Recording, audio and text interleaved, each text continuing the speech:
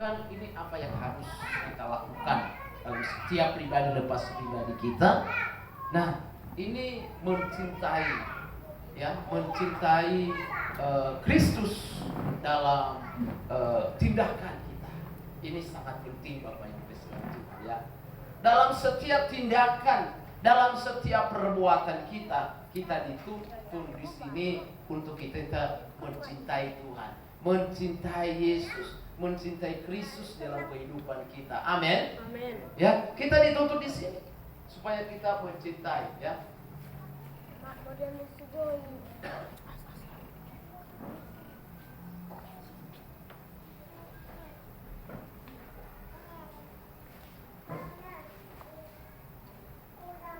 Haleluya. Ya, ini mencintai, ya. Mencintai Kristus dalam tindakan. Ya. Mencintai Kristus dalam tindakan.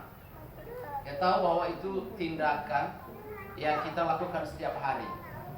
Yang kita lakukan setiap hari, apapun itu, ya, yang kita lakukan perbuatan apapun, baik itu pekerjaan dan segala sesuatu, itu suatu tindakan.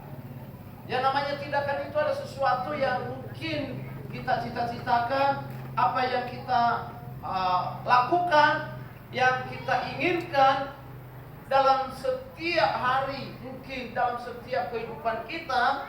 Ada sesuatu yang kita lakukan, sesuatu yang kita perbuat, termasuk pekerjaan kita dan juga cita-cita kita. Yang penting kita lakukan itu dalam kehidupan kita. Mungkin dalam setiap hari, setiap saat, setiap detik, setiap waktu. Itulah namanya tindakan. Apa yang menjadi tindakan kita, apapun yang kita lakukan, langkah demi langkah kita, itulah tindakan.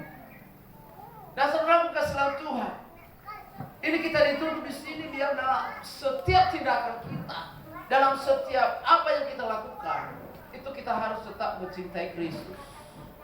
Artinya kita tidak lepas dari mencintai Kristus. Mari kita lihat kebenaran firman Tuhan. Matius pasal 22 ayat 37. Matius pasal 22 ayat 37. Coba. Ya, kita baca bersama-sama. Boleh kita baca di handphone kita juga, di Alkitab kita, tapi kita sudah buat di sini.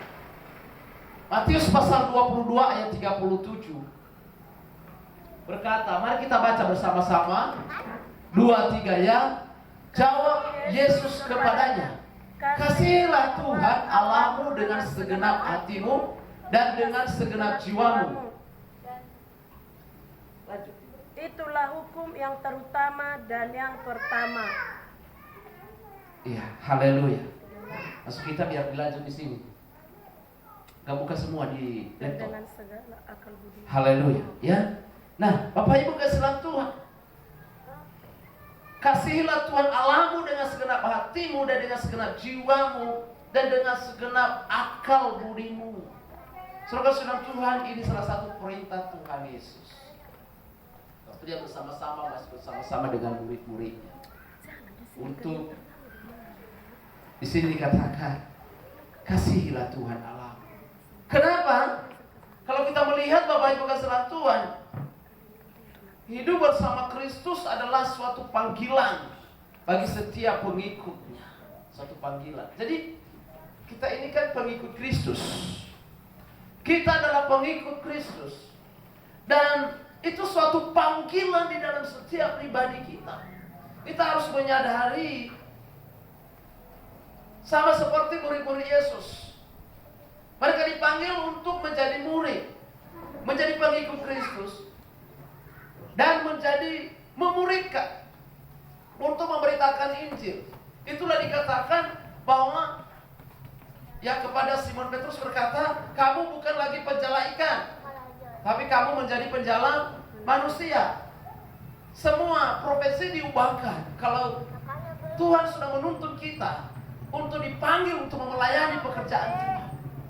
Nah ini, jadi kita ada di sini, kita melayani pekerjaan Tuhan. kita ada duduk di sini, kita ada di tempat ini adalah suatu panggilan Tuhan dalam setiap pribadi lepas pribadi kita.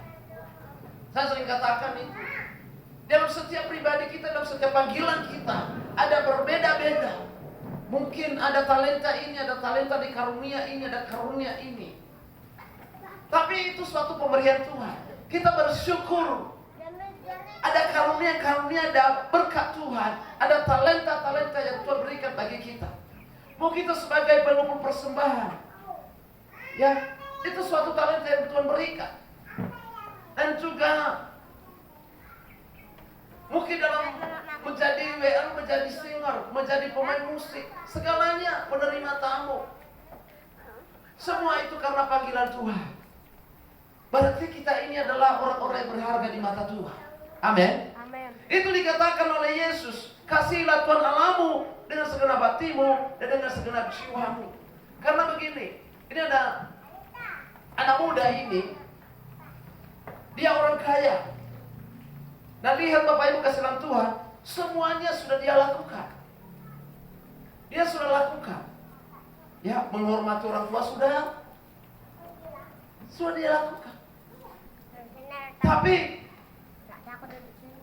ini adalah salah satu bagaimana kita mencintai Yesus dalam hidup kita. Mencintai Yesus dalam pribadi lepas pribadi kita.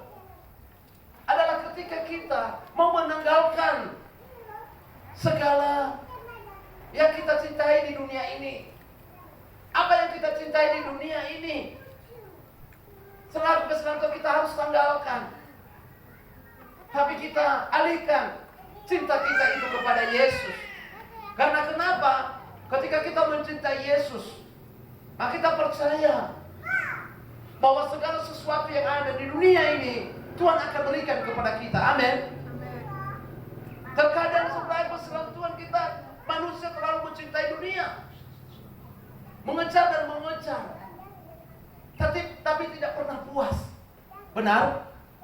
Banyak terjadi seperti itu. Banyak uangnya, banyak hartanya, tapi tidak pernah puas dan selalu berkata kurang. Bahkan sering sekali hitung-hitungan. Itu orang dunia. Ya. Sudah mencintai dunia, sudah mencintai harta, sudah mencintai uang. Nah, apa yang terjadi? Tidak pernah puas, tidak pernah kelebihan dalam arti di dalam hatinya. Tapi selalu kurang dan kurang. Kenapa? Karena dalam hidupnya adalah mencintai dunia, mencintai manusia, mencintai harta. Tapi saya mau sampaikan, kalau kita benar-benar mencintai Tuhan, seperti apa yang dikatakan oleh Yesus kepada kita pada saat siang hari ini. Kasihilah Tuhan Allahmu dengan segenap hatimu. Tahu apa arti dengan segenap hatimu? Segenap hatimu dan dengan segenap jiwamu dan dengan segenap akal budimu. Ada 3 hal ini, ya. Segenap hatimu, segenap jiwamu, dan segenap akal budimu. Ada 3 hal yang mendorong kita, menuntun kita. Ini pesan Yesus kepada murid-muridnya, kepada anak muda ini yang kaya raya, yang sudah melakukan semuanya, saudara. Tapi ada disampaikan oleh Yesus, kita harus mengasihi Allah dengan segenap jiwa, ya, dengan segenap jiwa, dengan segenap hati, dan dengan segenap akal budimu. Kalau saya pikir ini semua ada di dalam pribadi manusia, ada jiwa, ada hati, ada akal budi. Yang artinya pesan Yesus ini adalah kita mencintai, mengasihi Yesus. Yesus bukan meminta harus dikasihi, ya, dikasihi, bukan. Adalah dengan harus sungguh-sungguh. Harus dengan sungguh-sungguh, harus sepenuh hati. Kita harus mencintai Tuhan. Amin. Ya, kita harus sepenuh hati mencintai Tuhan. Orang yang sepenuh hati, saudaraku, Bisa dia punya masalah, dia punya persoalan, tapi dia hanya selalu bergantung kepada Tuhan. Dia berkata, aku serahkan sepenuhnya hidupku kepada Tuhan. Ada gunanya juga Bapak Ibu, ketika kita mengalami masalah dalam hidup kita. Saya barusan mulai tadi malam, ya, tadi pagi ada orang yang komunikasi sama saya sampai dia menangis. Dia berkata, sejak kami pulang ke Nias, kami mengalami kesulitan. Kami mengalami kesulitan ketika kami sampai di kampung ini dan mengalami kesulitan, masalah ekonomi, keuangan, berutang.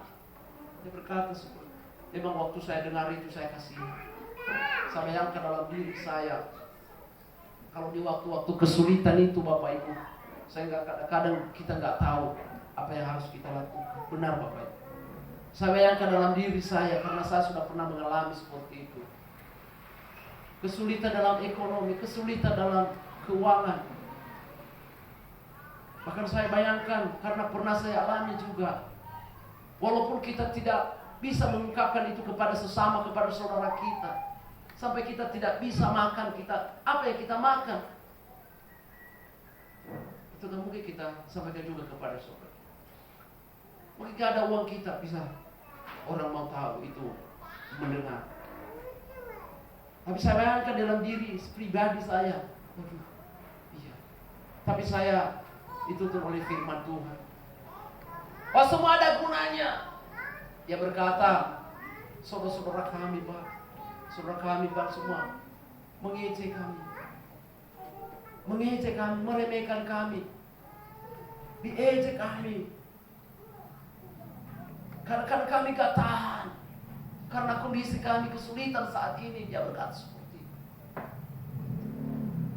Doakan kami Pak, tapi tolong jangan sampaikan ini kepada orang lain. Saudaraku saudara Tuhan, saya katakan, kamu sabar. Kamu sabar, karena semuanya ada waktunya. Saya memberikan satu contoh, ibarat roda. Ibarat roda itu, baik roda sepeda, roda motor, yang terus jalan, kadang ke bawah, kadang ke atas, saudaraku. Tapi saya mau katakan, saya memberikan satu motivasi. Kalau kamu sungguh-sungguh, kalian suami istri bersatu, saya mau sampaikan, kalau kalian bersatu berdoa, takut akan Tuhan, dan memiliki damai sejahtera antara suami dengan istri, saya percaya keadaan kalian dipulihkan oleh Tuhan. Percaya. Kalau saat ini kalian dihina oleh orang, diejek orang, dan karena kesulitan itu, jangan takut, karena suatu saat nanti kalian diberkati oleh Tuhan. Karena proses yang kalian alami itu sesuatu, itu sebagai sekolah kehidupan. Amin. Jadi kalau kita mengalami kesulitan, mengalami persoalan, mengalami masalah, kesulitan, mungkin sakit penyakit juga, itu sekolah kehidupan. Amin. Jadi kita bukan hanya mesti kita harus duduk di bangku. Saat kehidupan juga kita mengalami namanya sekolah kehidupan. Apa? Sekolah kehidupan. Iya. Sepanjang kehidupan kita mengalami namanya sekolah kehidupan. Makanya banyak orang berkata, aku lebih suka dengan sekolah kehidupan. Karena kita diuji. Sepanjang hidup kita mengalami namanya sekolah kehidupan. Kita dilatih. Dan memang harus kita alami seperti itu. Supaya apa? Supaya kita kuat. Haleluya, amin. Makanya kita harus tetap semangat. Saya Bapak Ibu, saya merasakan beda hari Minggu yang lalu. Saya sepertinya menderita Bapak Ibu. Tapi puji Tuhan hari ini saya mulai dipulihkan oleh Tuhan. Saya diuji juga dengan proses itu. Kadang kalau orang berkata, wah ini bahaya itu. Tapi saya mengatakan, ini suatu ujian untuk saya lebih lagi, untuk lebih sungguh-sungguh sepenuh hidup saya untuk Tuhan. Bapak Ibu kasihan Tuhan, saya bersyukur sekali. Dan itu bukan suatu saya bangga ya, artinya saya bangga. Saya sebagai hamba Tuhan, sebagai pribadi yang dipanggil oleh Tuhan untuk melayani. Kita tidak punya apa-apa, baik dalam usia juga. Kita tidak punya apa-apa. Kemarin hari Kamis ya, hari Kamis. Begitu juga saya diproses melayani. Karena saya harus datang Bapak Ibu. Saya harus datang dalam satu perkumpulan. Ya, ada satu perkumpulan. Tapi di perkumpulan ini, kalau saya renungkan Tuhan, saya tidak punya apa-apa baik dalam usia dan juga dalam segala sesuatu kapasitas yang terbatas. Tapi tahu Bapak Ibu kasihan Tuhan, ini ada satu wadah perkumpulan kami ini. Ini termasuk perkumpulan yang tertua di Kota Medan. Bulan 6 ini nanti umur 24 tahun perkumpulan kami ini. Nah ini makanya saya bilang termasuk perkumpulan yang tertua di Kota Medan. Nah, saya awalnya ya saya ikut dan berapa puluh tahun yang lalu, dan juga akhirnya saya berhenti. Nah, saya tidak mau menyampaikan dari sesuatu hal, oh udah saya keluar enggak. Karena memang kalau memang enggak pas sama saya, dan apa yang saya lakukan itu biarlah itu sesuatu untuk mengubah pola hidup mereka, pola organisasi itu, perkumpulan itu. Akhirnya saya berhenti. Saya bilang, kalau memang saya tidak cocok atau tidak cocok sama saya perkumpulan itu, maka saya berhenti. Tapi ternyata Bapak Ibu, sekitar setahun yang lalu ya, saya dipanggil, saya dijumpai lagi.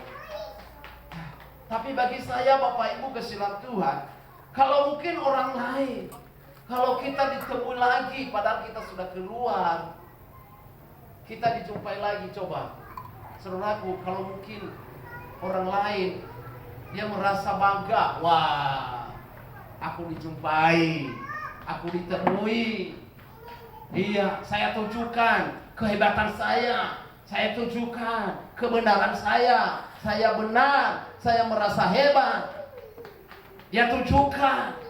Tapi kita Bapak Ibu puji Tuhan, kita tidak mau seperti itu.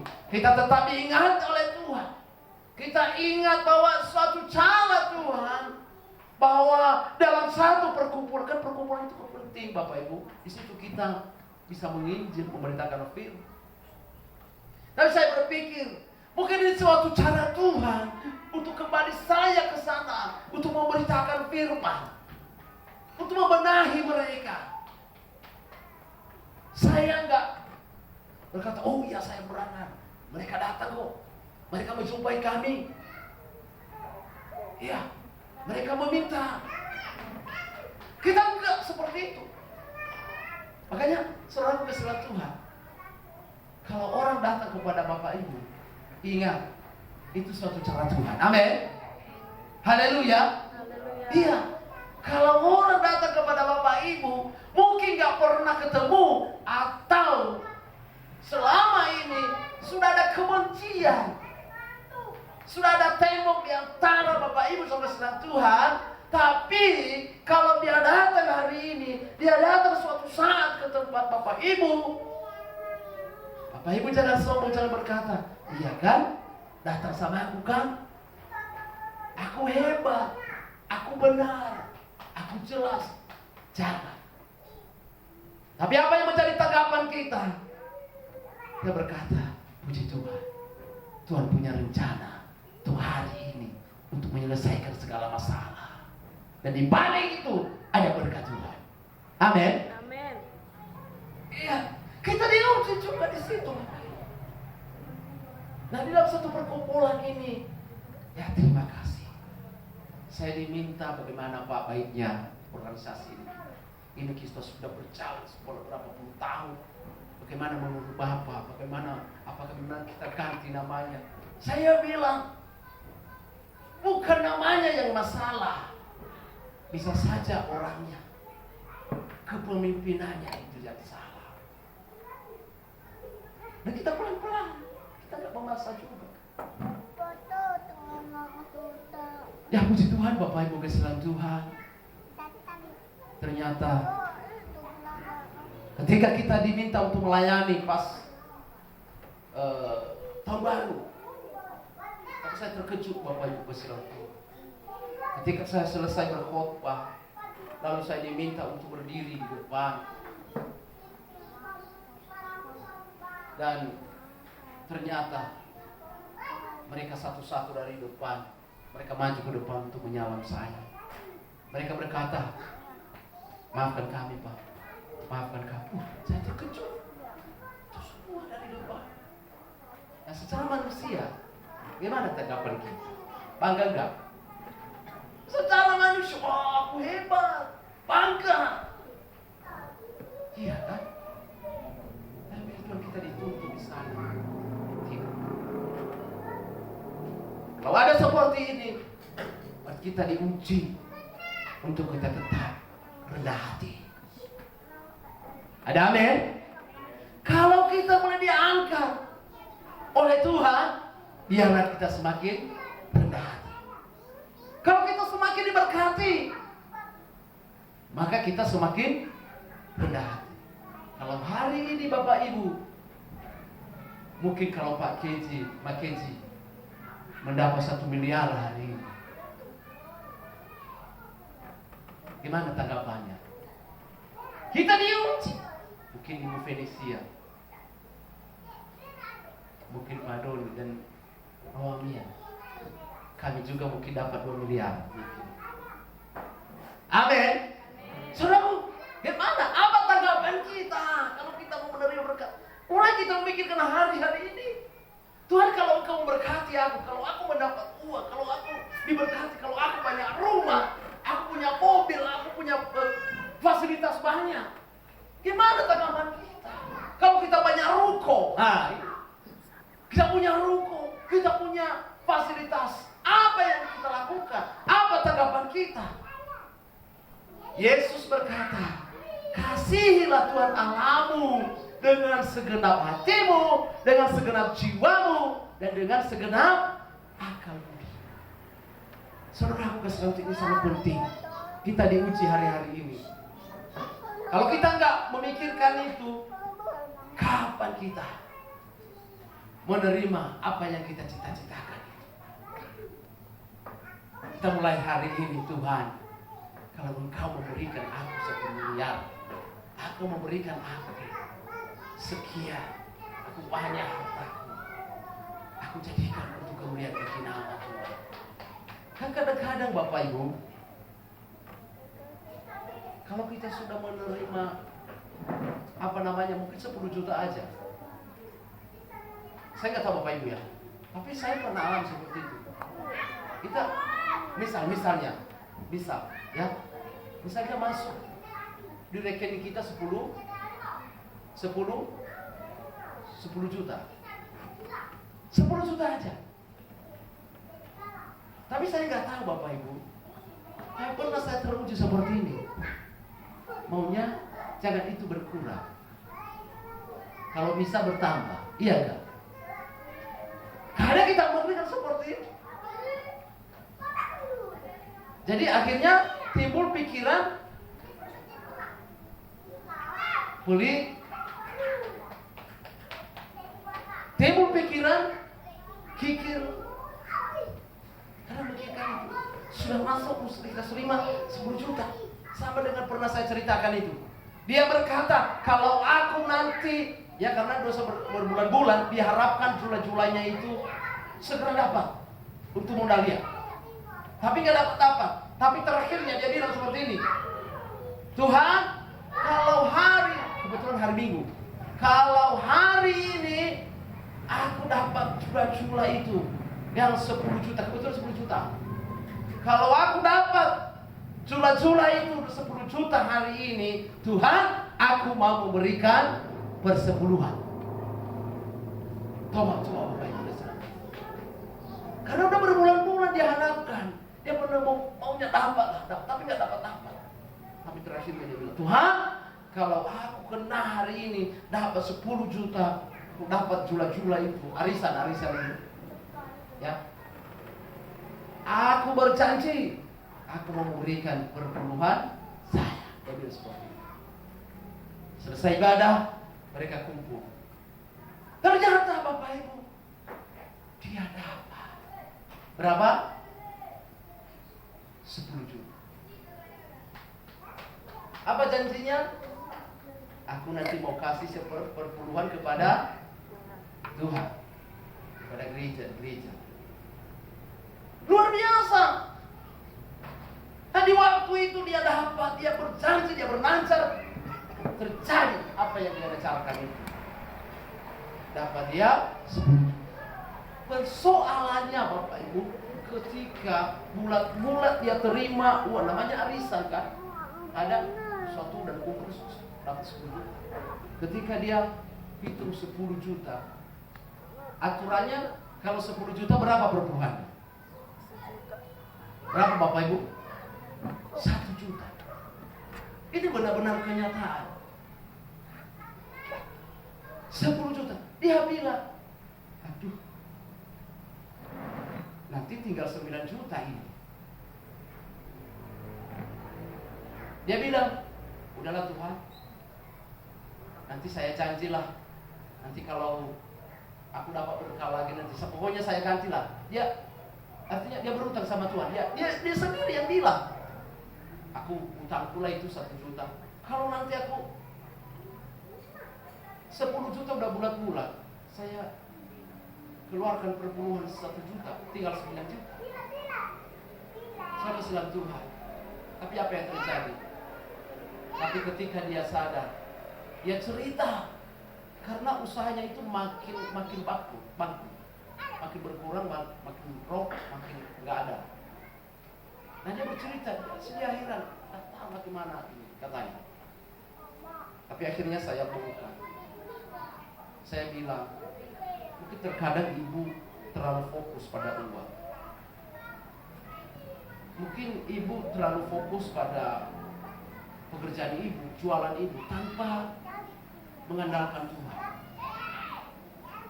Dan dia menangis. Dia bilang, benar Pak. Dia cerita apa yang terjadi beberapa tahun yang lalu. Dan dia berkata, benar Pak. Tapi aku udah berjanji, aku mau itu kembalikan kepada Tuhan. Apa itu? Aku udah berjanji dulu Pak, aku mau memberikan perpuluhan. Jadi gimana uang itu yang 10 juta? Gak tahu aku di mana semua Pak. Gak ada hasilnya. Dia bilang seperti itu. Nah, Bapak Ibu kasihan Tuhan, yang artinya kalau Tuhan sudah menuntut kita untuk kita berikan untuk Tuhan, jangan pernah berpikir, udahlah minggu depan, udahlah nantilah. Saat ini, kalau Tuhan berkata berikan itu, maka berikan. Itulah mengasihi Tuhan dengan segenap jiwa, segenap kekuatan, dengan segenap akal budi, mengasihi Tuhan. Kalau hanya harta saja, kalau hanya uang saja, itu kita terus makin kurang, makin berkata kurang. Dan kita tidak pernah puas. Tapi kalau kita mencari Tuhan, mengasihi Tuhan lebih dahulu, maka saya percaya semua berkat-berkat Tuhan itu akan mengalir dalam kehidupan kita, akan mengalir dalam keluarga kita, akan mengalir dalam setiap pekerjaan kita. Amin. Karena kita selalu bergantung kepada Tuhan, karena kita selalu mengasihi Tuhan, karena kita selalu mencintai Tuhan dengan segenap hati kita, dengan segenap jiwa kita, dengan segenap akal budi kita. Yang artinya apapun keadaan kita, tapi kita tetap mencintai Tuhan. Kita mulai berkata, aku tetap mencintai Engkau Tuhan, aku tetap cinta Tuhan. Tentu orang yang mencintai Tuhan, selalu nafas dalam Tuhan, tetap rindu akan Tuhan, yang tetap mengalami kelaparan dan kehausan akan Tuhan. Dan saya percaya dengan motivasi tuntunan firman Tuhan buat kita pada saat yang ada, mendorong kita untuk lebih lagi, untuk lebih lagi mendekat kepada Tuhan. Surga selam Tuhan, ini kesaksian saya. Ini kesaksian. Tadi saya sudah menyampaikan ketika di perkumpulan itu, akhirnya saya aktif. Saya aktif melayani. Tapi yang luar biasanya Bapak Ibu, kadang saya renungkan, Tuhan, Engkau Tuhan punya cara yang luar biasa. Kenapa saya katakan seperti itu? Ada perkumpulan kami ini, jadi sudah terbentuk 4 rayon. Rayon Mandala, rayon Belawan, dan rayon Simalingkar. Tapi luar biasa, saya kadang merenungkan, aku tidak punya apa-apa. Dan terakhir kemarin di Simalingkar, karena saya juga yang mengukuhkan mereka. Tapi tahu Bapak Ibu, memang saya berangkat dari sini waktu gimana situasi dan keadaan ini. Karena saya kurang sehat, tapi saya usahakan. Karena itu saya tahu itu satu pelayanan, tapi saya usahakan. Tapi memang sampai di tempat, tapi saya mengalami gangguan. Sampai saya waktu khotbah, saya terganggu Bapak Ibu, sangat terganggu. Nah, begitu juga waktu melatih mereka, saya terganggu. Tapi puji Tuhan, ketika saya pulang, saya bersuka cita. Terima kasih Tuhan, tugas pelayanan hari ini sudah selesai. Saya sudah lakukan. Bagaimanapun keadaan saya hari ini, keadaan saya yang seharusnya tidak bisa, tidak mampu dengan kondisi dan keadaan, saya tidak mampu. Tapi saya bersyukur kepada Tuhan. Terima kasih Tuhan. Karena yang aturannya Bapak Ibu, pengukuhan ini dilakukan pada bulan yang lalu, tepat waktu saya di Nias. Tapi karena saya lagi di Nias, akhirnya ditunda. Nah, kenapa Bapak Ibu? Ini bukan itu menjadi kesombongan. Ada 3 rayon ini, ini bukan orang-orang yang seperti kita, yang usia-usia mereka lebih dari kita. Tapi puji Tuhan kita dipercayakan untuk mendoakan mereka, mengukuhkan mereka. Baik itu rayon Mandang, rayon Belawan, rayon Simalingkar. Itu bukan karena kekuatan kita, bukan kok itu suatu kesombongan, tapi itu suatu panggilan Tuhan. Seperti yang Tuhan katakan pada kita pada saat ini. Kalau kita sudah melayani Tuhan, kalau kita sudah ada di tempat ini, berarti kita Tuhan sudah memanggil kita untuk menjadi miliknya, menjadi kepunyaannya, menjadi orang yang mencintai Dia. Amin. Ya. Nah, Bapak Ibu kesayangan Tuhan, marilah kita tetap melayani Tuhan. Mari tetap semangat dalam untuk melayani. Tapi ingin saya sampaikan, Bapak Ibu, dalam melayani ada saja cara iblis untuk menggoda kita. Saya mau sampaikan, saya tidak segan-segan untuk menyampaikan. Dan juga saya menyampaikan itu di sekolah Alkitab. Nanti kalau dipakai Tuhan kalian luar biasa, hati-hati, ada yang menggoda. bukan hanya manusia, tetapi ini iblis itu tidak senang kalau kita melayani pekerjaan Tuhan. Tapi kalau kita percaya, kalau kita tetap berpadanan dengan Kristus, berpadanan kita berdasarkan dalam firman, kita terus menemukan firman, pasti kita kuat. Pasti kita bisa. Ya, kita harus terus dalami firman. Itu menjadi senjata kita. Itu menjadi perlengkapan kita. Adalah firman, doa, pujian, penyembahan. Kita harus bangunkan dalam hidup kita, yaitu kebenaran firman. Itu menjadi kekuatan kita. Itulah dikatakan oleh Ibrani pasal 10 ayat berkata, ya, firman Tuhan itu hidup dan kuat, lebih tajam daripada pedang bermata dua yang lain. Amin. Kita percaya bahwa firman itu luar biasa. Dia hidup, dia kuat, dia lebih tajam daripada pedang bermata dua yang lain. Kita percaya kalau kita alami firman, kita ada firman di dalam hati kita. Kita ada di dalam firman. Itulah dikatakan oleh Yesus, barang siapa yang tinggal di dalam aku, maka aku tinggal di dalam dia. Siapakah yang bisa melawan kita? Siapakah yang bisa mengalahkan kita kalau ada Yesus dalam hidup kita? Siapakah yang kita mengalahkan kita? Siapa yang bisa menaklukkan kita kalau ada firman di dalam hidup kita? Amin. Tidak ada yang bisa mengalahkan kita. Tidak ada yang bisa menggoda kita, yang menghalangi kita. Kalau ada firman dalam hati kita, ada Yesus dalam hidup kita, kita sudah diberikan kekuatan oleh Tuhan. Itulah barusan kita renungkan mengenai Roh Kudus. Itulah yang menolong kita, memberikan kekuatan kepada kita setiap hari. Makanya kita terus berpadanan dengan firman. Kita terus berpadanan dengan Kristus. Itu yang Tuhan inginkan dalam hidup kita. Saudara kasih Tuhan. Itulah sering hamba-hamba Tuhan, pelayan Tuhan ini dihalangi dengan keadaan. Oleh karena itu Bapak Ibu, marilah kita terus kita terus mencari Tuhan dan mengasihi Tuhan untuk lebih lagi, saudara.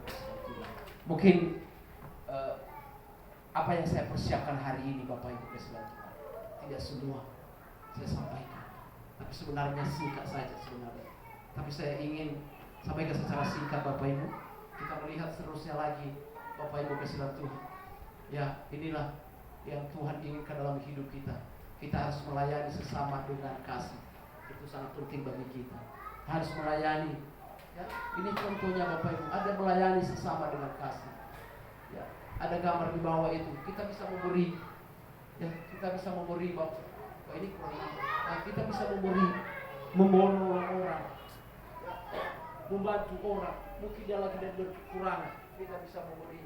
Yang artinya kita memberi itu dia tidak dilihat oleh tangan kita yang satu. Yang artinya kita tidak perlu pamer-pamerkan, tapi kita memberi dengan tulus. Kita memberi dengan ikhlas. Kita menolong orang. Kita tidak perlu berkata, aku sudah menolong dia, aku sudah membantu dia. Tidak perlu, karena upah kita ada di dalam Tuhan. Tuhan akan menggantikan kepada kita dengan berlimpah-limpah. Amin. Ya, apa yang kita beri, apa yang kita bantu, Tuhan akan pasti balaskan dalam kehidupan kita. Ya, makanya kalau orang tua saya sering berkata dulu, ya, jangan ya, kalau ada tamu jangan kalian benci, jangan kalian tolak. Kenapa? Sering orang tua bilang sama kami, itu membawa berkah. Wah, dia nggak bawa apa-apa Pak, kami bilang, nggak bawa apa-apa. Oh iya, bukan dalam arti harus dia bawa semangka, dia bawa, oh bukan. Tapi kalau dia datang, kita kasih minum, kita kasih makan. Tahu, itu artinya Tuhan akan gantikan itu berlimpah-limpah kepada kita. Amin. Semoga selalu Tuhan, ini sangat betul sekali. Ya, dan kemudian apa lagi? Mengasihi sesama, saling mendoakan. Ini dia. Mungkin ada orang-orang yang ragu-ragu, punya masalah, punya persoalan. Ayo, di sini kita punya ada persekutuan doa. Kita bawa dia.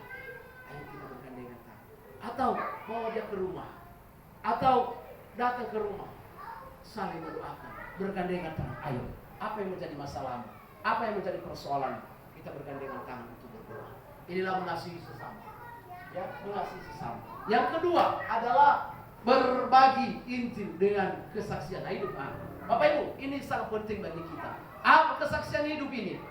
Apa yang kita alami di dalam Kristus? Apa yang kita terima selama kita melayani Tuhan, melayani atau ikut Yesus? Apa yang kita alami? Kita boleh saksikan. Dan ini namanya berbagi Injil. Pemberitaan firman. Apa itu Injil? Adalah kabar sukacita, kabar damai sejahtera. Apa intinya itu? Injil itu adalah tentang Yesus, kebaikan Yesus dalam hidup kita. Amin. Orang-orang yang sudah sembuh, bersaksilah, saksikan. Itu karena Yesus, bukan karena obat ini, bukan karena ini, bukan karena ini. Saya mengatakan, Bapak Ibu kasih dalam Tuhan, saya uji dalam diri saya itu. Saya selalu mendoakan diri saya. Dan ketika saya mendoakan, ternyata saya mengalami perubahan dalam hidup saya, yaitu kesembuhan, pemulihan. Walaupun mungkin ada obatnya saya makan, saya minum, tapi saya mengatakan itu bukan karena saya, tapi semua karena Tuhan. Semua karena pertolongan Tuhan. Amin. Itu semua karena cara Tuhan. Bagaimana kalau Tuhan tidak memberkati obat yang kita minum? Bagaimana kalau Tuhan tidak memberkati makanan yang kita makan? Itulah yang kita syukuri kepada Tuhan. Nah, kita bersaksi, menyaksikan itu. Terus ketiga, saudara Tuhan, ini yang prakteknya kita lakukan. Yang ketiga adalah mengasihi Allah dalam setiap detail hidup kita. Kita mengasihi Allah dalam setiap detail hidup kita. Apa detail hidup kita? Dalam setiap pribadi lepas pribadi kita, dalam setiap langkah-langkah kita, termasuk tindakan kita. Apapun yang kita berbuat, kita tetap mengasihi Tuhan. Amin. Ya, ini dia. Jadi ini dikatakan mengasihi Tuhan segenap hati, segenap jiwa, segenap akal budi, dan segenap kekuatan. Itu yang Tuhan mau dalam kehidupan kita. Puji Tuhan, Bapak Ibu kasih Tuhan. Ada 3 hal yang mendorong kita supaya kita lebih mencintai Yesus dalam setiap tindakan. Mulai hari ini kita mulai praktekkan. Biarlah setiap tindakan kita mengandalkan Tuhan. Kita melakukan pekerjaan kita mengandalkan Tuhan. Puji Tuhan, Bapak Ibu kasih Tuhan. Inilah kebenaran firman Tuhan. Mari kita mau masuk dalam hadirat-Nya. Haleluya. Haleluya. Bapak Ibu kasih Tuhan, kita percaya adalah kita semua adalah orang-orang yang sudah dipanggil oleh Tuhan. Kita percaya bahwa setiap kita adalah orang-orang yang sudah dipilih oleh Tuhan. Dan mari dengan segenap hati, mari dengan segenap jiwa kita, mari kita tetap setia. Kita mau katakan, ku tetap cinta. Haleluya. Terima kasih Tuhan Yesus. Biarlah setiap kami boleh tetap mencintai Tuhan. Biarlah setiap kami tetap setia dalam setiap tindakan-tindakan kami. Mari kita bangkit berdiri, Bapak Ibu sekalian. Mari kita renungkan kebenaran firman Tuhan. Dengan segenap hati kita